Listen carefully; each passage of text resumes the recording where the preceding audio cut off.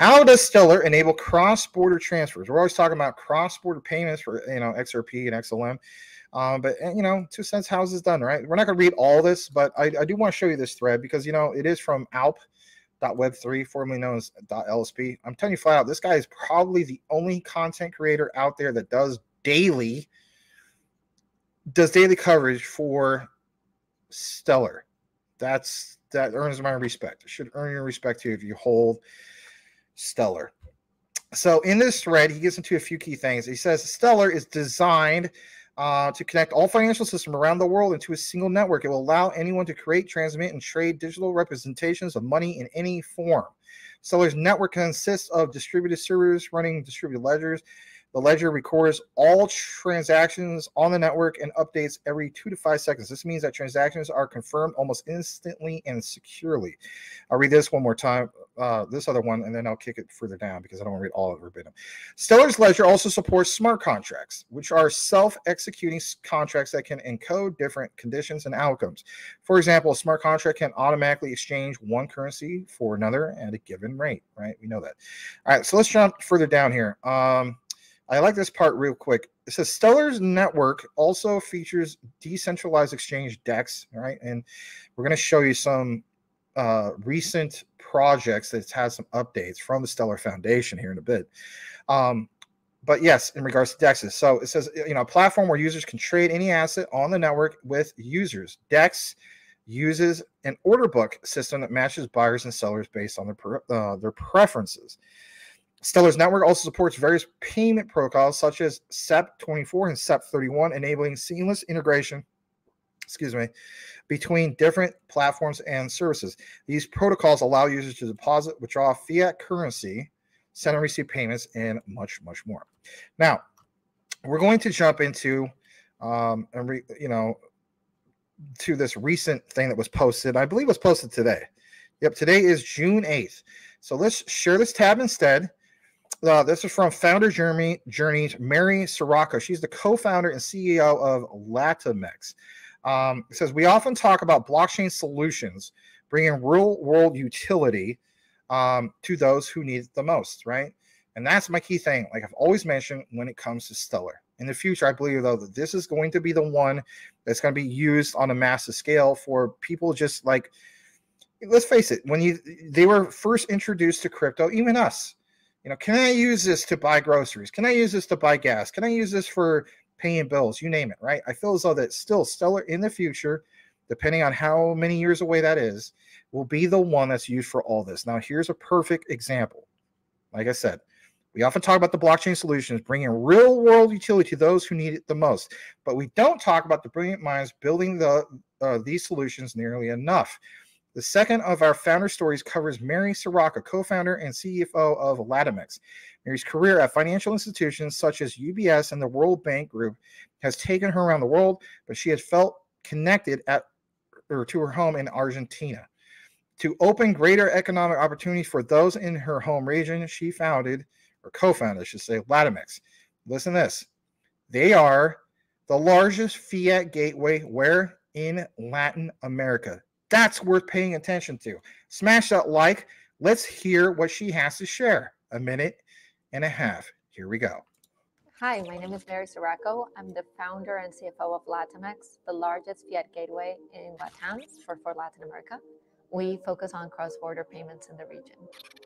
At one point, I experienced repeatedly this same situation where I am in a foreign place and I need to pay in a foreign currency. I realized that this has a tremendous amount of friction.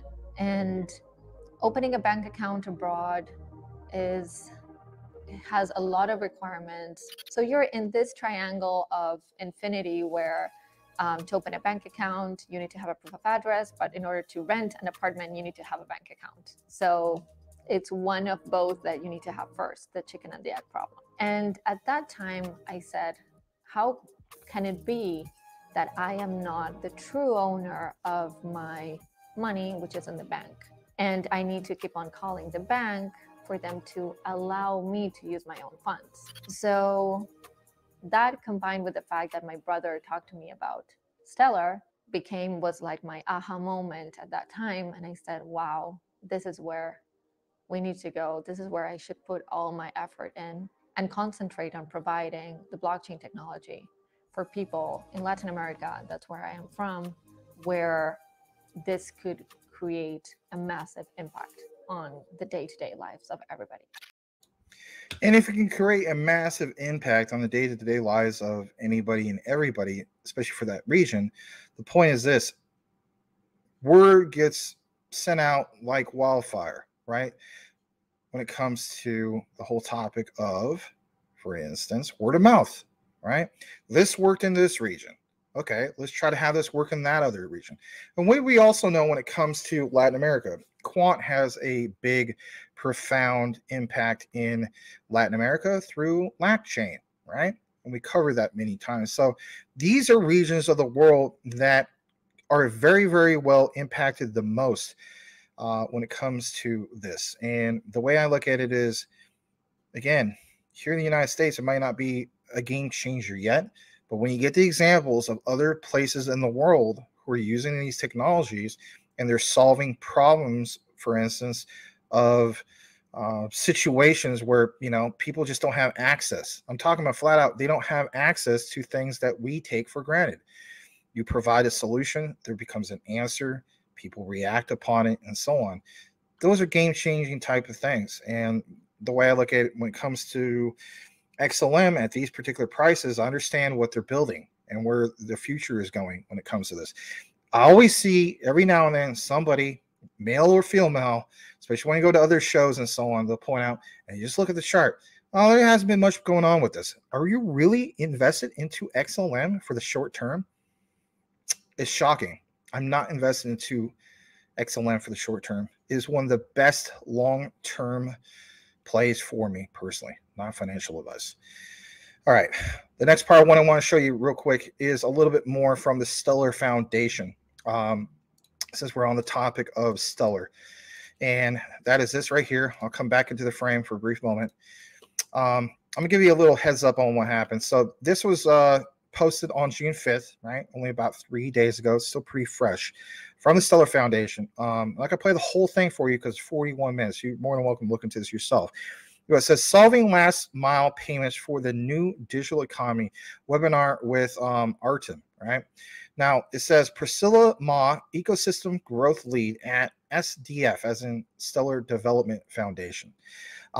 Lisa Nestor, chief strategy officer at Airtm, and Manuel Hacken, vice president of growth at Airtm, explore how closing the gap on last mile payments, listen to this, in a digital economy helps enterprises expand into new geographies. I'm going to play roughly, I don't know, 6 to 7 minutes of this, and we'll kick it back into the comments.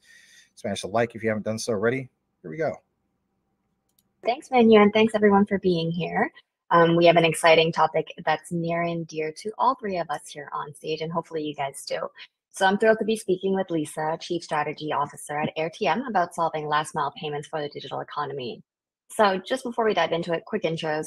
I'm Priscilla from the Stellar Development Foundation, and I work with businesses including fintechs, remittance, and payment companies that build on top of Stellar to leverage the capabilities of the Stellar network and also digital assets. And Airtm is a prime example of how Stellar is used behind the scenes to help create economic freedom.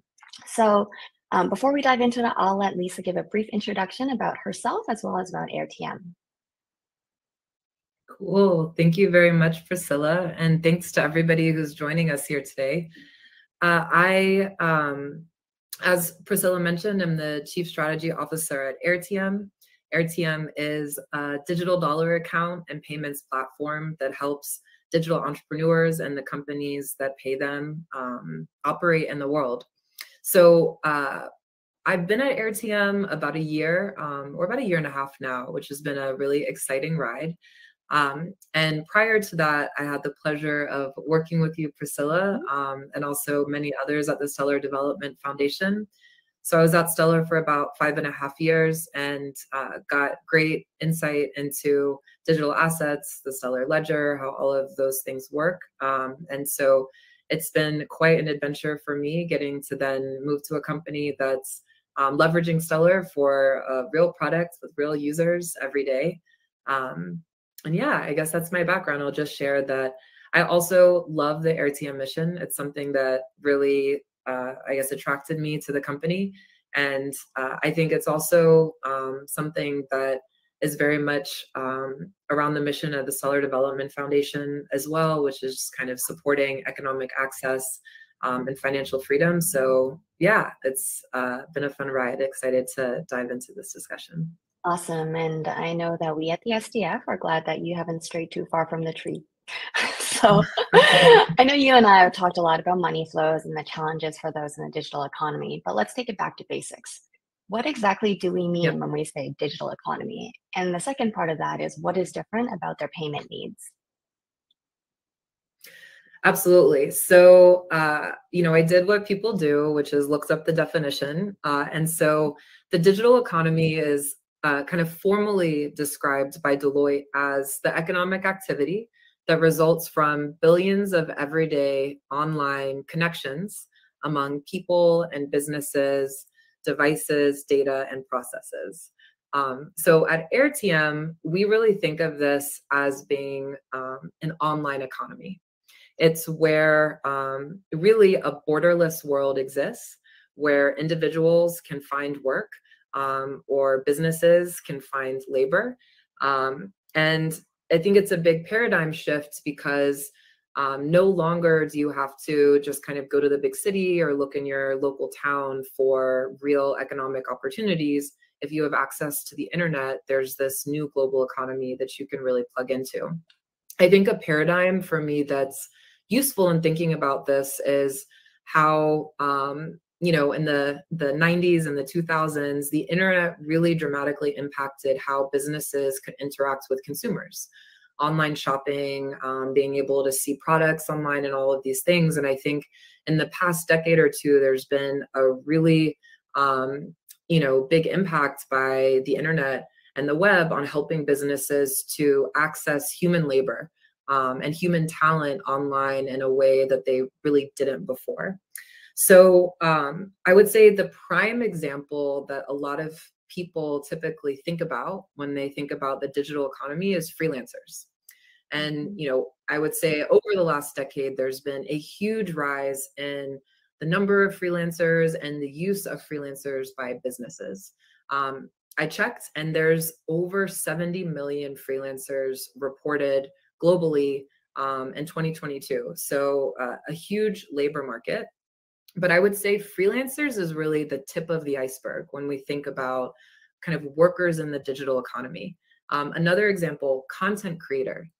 There's actually over 200 million content creators that were kind of identified in 2022, which is crazy. And a lot of those are small earning content creators. But that's a huge industry and cited over $5 billion worth of income that was generated by content creators. And when you think about these individuals, they're broadcasting online, connecting to global audiences, but they all live somewhere local and need to take that money home, right?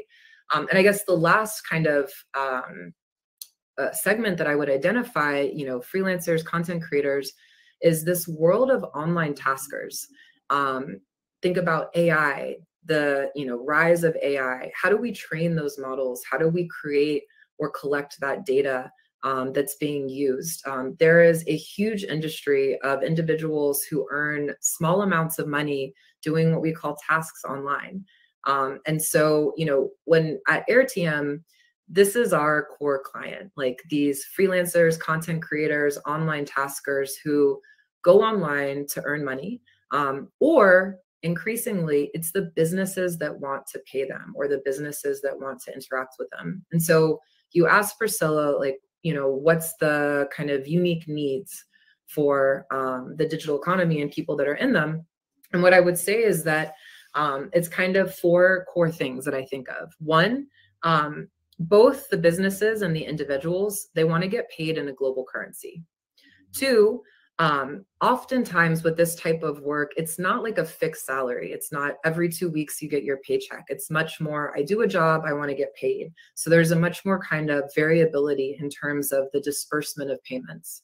3, oftentimes, especially when I'm talking about things like the tasker industry, these are smaller payments. This isn't my monthly paycheck. This is I just completed some task and I want to take that money home. Oftentimes this can be $5, $10. And I would say another thing is that a lot of the labor that is being leveraged when we think about freelancers, when we think about taskers globally, they also tend to be from complicated local economies where payments can be complex, especially when we're talking about international payments. So I guess what I would say is that there are very specific needs to these individuals. And that's really what Airtm focuses on, making the payment experience between a business and its global workforce or global community very seamless, but then making sure that end recipient has great flexibility, can take their money out fast. They can do any size transactions, and there's not super high fixed costs that make it, uneconomical for them to actually take the money home that they've earned online. Right. All right, so I want to share that with you guys. We're going to get more into this outline and why it is brought to your attention here in a bit. All right, so we were showing you about roughly 6 to 7 minutes in regards to this whole thing in regards to Stellar, right? And you may be wondering, well, why does this all make sense? Well, it makes perfect sense.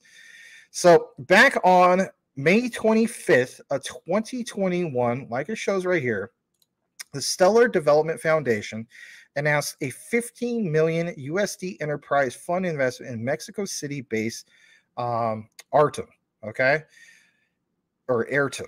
I think she said Airtm. A blockchain and bank-connected digital wallet and peer-to-peer exchange platform that provides globally connected dollar accounts to consumers and business throughout Latin America. Now, like I also mentioned, and other emerging markets, this investment marks the SDF's, which is, the Stellar Development Foundation's largest enterprise fund investment to date, and is the fund's 5th strategic investment made in, of course, back then in 2021. I want to show you just a little bit more, all right? The investment, all right, back then enabled Airtm to advance development of its robust platform by integrating with Stellar in, of course, the coming year. This already happened. It brought global financial service to businesses and consumers in Latin America. That's happened, right? This is why I'm showing you where it all started.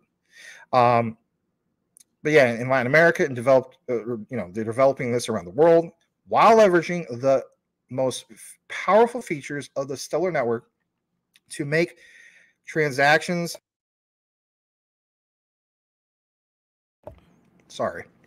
secure and more cost-effective. Now listen to this. Airtm exists because financial systems throughout the developing world are not aligned with their people's needs and global aspirations, said Ruben Galindo Steckel, CEO of Airtm. Here's another quote. With this investment, I'm not going to read like all of it, but just hear me out. With this investment and our integration with the Stellar network, we continue to advance our mission of helping consumers and businesses throughout the developing world access stable money that holds its value. Think about this. Stellar in itself, helping consumers and businesses throughout the developing world access stable money that holds its value. This is the reason why you hear consistently about Stellar becoming a stablecoin, not the old traditional stablecoin at a 1-1. As we know, there's different forms of stablecoins. But the reason why I'm bringing this to your attention is because, for one, earlier you saw that example that we brought you in regards to Mary Sirocco, who's the co-founder and CFO of Latamex, right? And she shared just briefly on that whole thing about, bringing real-world utility to those who need it most in Latin America. And now you have this other perfect example. So roughly within the last 3 days, Stellar is really standing out when it comes to what, guys? Latin America, and giving you examples of how they're developing access to stable money that holds its value. Now, if they're developing, access to stable money that holds its value, well, the thing that excites us the most is the whole concept of institutional money to come in and buy this stuff up. Why would that be? Because they will also recognize that if it worked for retail, it could work for them as well, but they want that clarity. This is why we consistently cover Stellar, right? And it mentions is instant to transfer with no fees, right? Or virtually no fees. Compatible with the global economy and can be withdrawn as local currency whenever and wherever is needed. So, we talk about people who have access. A lot of people in these third world countries in Latin America simply don't have access. Well, what's a real world solution? Stellar is a real world solution.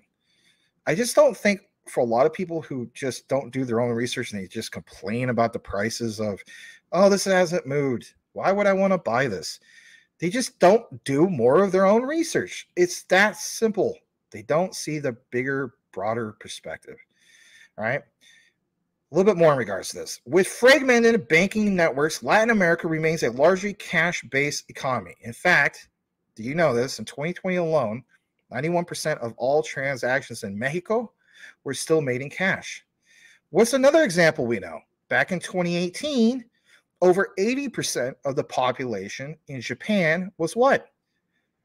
Cash-based society, right? Japanese yen. Look at where Japan is now, embracing crypto. So when you see all these other examples, you literally see not just the writing on the wall. This is why it's important to understand history. And especially when it comes to blockchain and some of these projects and so on, right? Are we too far off? No, we are not. So it mentions a little bit more in regards to this. It says, while the broader Latin American region accounted for just 5% of all cross-border transactions, Latin America is digitalizing fast. 13 million Visa card holders in the region made their first ever online transactions back in 2020. And of course, with COVID, that acted as an accelerant for digital transformation. You saw those interviews, what's happening recently, right? In those regions of Latin America. Two totally different projects, but both built on what? Built on Stellar with Airtm and also this other one. And let me just double check the name of it, which was basically Latamex, right? This lady, Mary, what's her name again? Mary Sirocco, right? That we showed you on the first clip. Like I said, she had a career at financial institutions such as UBS and the World Bank Group. And what do we know when it comes to the World Bank Group? We know that the World Bank has announced they both officially recognize what? Ripple's XRP and Stellar's XLM as being what, guys? Global stable coins. So that in itself is very, very bullish for the long-term outlook for the broader perspective or the bigger picture when it comes to XLM. I just shake my head something fierce when I see people who just bring up the chart and they're like, ugh, Stellar hasn't really done much in the last couple of years. If anything, is tanking. Of course it's tanking. A lot of things have tanked. Recognize the boom cycles. Recognize the cycles of what's on sale. But let's face it, people will only accumulate when everything has gone to the moon. I don't want to accumulate when things have gone to the moon. I want to accumulate during the accumulation phase. All right, a tad bit more about this. And I want to read this quote from Denell Dixon before we wrap things up in regards to the Stellar segment. Here's a quote from back then. She states, as in Denell Dixon, that she's excited to work with Airtm to further enhance the important work they are doing in Latin America and beyond to solve the last mile remittance problem. You know how many times we talk about remittances when it comes to cross-border payments? Yeah. Making it faster, more affordable to reach end users and expanding equitable access to the global financial system. With Airtm, if I pronounced that right, maybe not doing it, sorry about that, shift to Stellar, she envisions a future where Latin America could become one of the fastest growing regions for global remittances, unleashing a wave of adoption and innovation in peer-to-peer business digital payments throughout the region. So what I want to state, just real quick in closing, you have Stellar. They have two specific projects, like we gave you in this example of this segment for tonight, of what they're doing in Latin America. what do we also know that's going on in Latin America? Obviously with Quant, with Latchain. Why would these big DLT projects, where there's Quant, Stellar, and so on, put so much focus on, for instance, Latin America? Opportunity, right? And also serving an area of the world that simply needs access. My point to you guys is this. There's so many other areas in the world that also need access, but all it takes is having real world use cases or testimonials of these affected areas, of them being on board and saying, you know what, this has worked. There's a handful of countries, as we know, in these regions, and to see actual data that supports, I know I say this saying a lot, the thesis of look at where their economies were in the past before they implemented some of these technologies, and look at where the economies are going here soon in the future. If retail is able to get the job done for cross-border payments, like it showed up here, right, for the global financial system, making it more affordable to reach end users, expanding equitable access, it's going to happen for the big institutions as well. And that's worth paying attention to, because as we know, we are going to be part of the greatest generational shift of the, where the new monetary system is going. And if the new monetary system, I should say if, no matter when, is embracing these technologies, I want to be on board for that 110% during the accumulation phase that we're basically in. That concludes the Stellar segment. If you guys enjoy that, you can look more into it. Follow the Stellar Foundation on YouTube.